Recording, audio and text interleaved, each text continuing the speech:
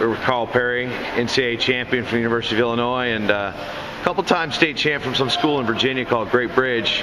The current national director of FCA, the Fellowship of Christian Athletes in Wrestling. First of all, Carl, talk about what you've gotten here out of the convention and what FCA's gotten out of it. Well, I mean, first of all, I think it's great that the coaches get together and they can discuss the state of wrestling, and then also, I mean, like anybody, we can all learn, and so to be able to have young coaches and then old coaches, mentors go ahead and give back to the sport of wrestling is incredible. From SCA's perspective, it's great to continue to build relationships with coaches that I've had some history with over the years of coaching at the University of Illinois, and then the breakfast this morning was just phenomenal with Mark Hall presenting the three-dimensional coaching modules, and so it was impactful and great. In regards to the FCA and wrestling, it's been there's been breakfast at these things and breakfast at the NCAA championships in the past, but what type of enhanced role is Fellowship of Christian Athletes taking with wrestling and promoting the sport and promoting the FCA within it? Yeah, you know, I mean, I just think that having that dynamic, you know, even for our coaches, for our coaches ministry, being able to impact our coaches to reach the heart of their athletes, that you're going to get more out of your athlete by digging in and reaching the heart of the athlete. And that's where we come in and try to put Christ as the center of our coaching and even trying to reach the athletes, impacting them to what does it mean to be a competitor for Christ, and the dynamics that, you know, hey, well, we're not perfect, but you know, having that element is powerful.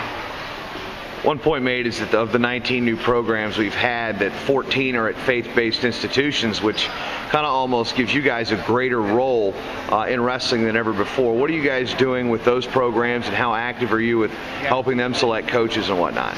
Well, I think that we want to become more active in that. I mean, that's right. I mean, and so what we've done, and hopefully we can continue to do that again, but this past June we had the Faith-Based Leadership Academy. We partnered with Mike Moyer and the NWCA to create a faith-based leadership academy where they came in on Saturday and did their leadership academy, and then we did on Sunday to encourage them what it means to be a three-dimensional coach. And so I think the problem is that we need to continue to do is continue to train our Christian coaches so that when these faith-based job opportunities come about, that we can provide effective candidates that can sustain programs and ultimately sustain the sport of wrestling. So it can be a huge impact, and hopefully we continue to minister to our coaches so that they can go out and minister to their athletes to sustain programs. So impactful.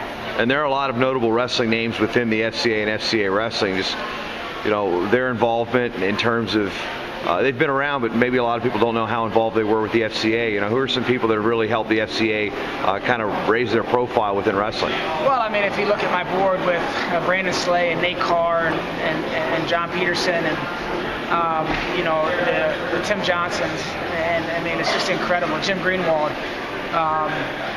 Just in the wrestling world with Leroy Smith on the board too. I mean, just some powerful guys within the sport of wrestling who understand that dynamic. And so FCA Wrestling is blessed beyond belief to have the kind of support and the incredible sources behind the scenes working to create opportunities for wrestlers to grow in their faith.